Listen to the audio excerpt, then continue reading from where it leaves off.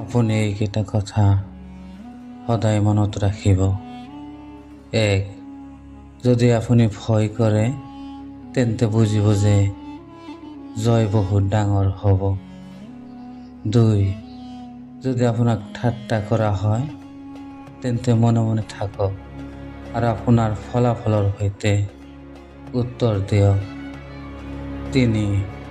যদি আপোনাৰ ভাগ্য বেয়া হয় তেন্তে ইমান কষ্ট কৰক যে ভাগ্য আত্মসমৰ্পণ কৰে।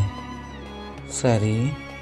যদি মানুহে আপোনাক এৰি যায় তেন্তে বুজিব যে আপুনি অকলে যথেষ্ট।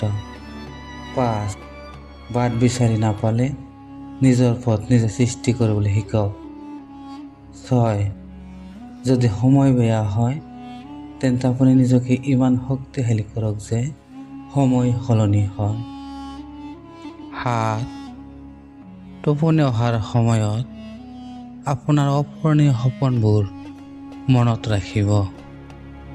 8. ভাগৰুৱা হওক, তাৰপিছত জিৰণি লওক, কিন্তু কেতিয়াও হাৰ নামানিব। 9. যদি ৰিস্ক ডাঙৰ হয় তেন্তে বুজিব যে সুযোগটো ডাঙৰ হ'ব।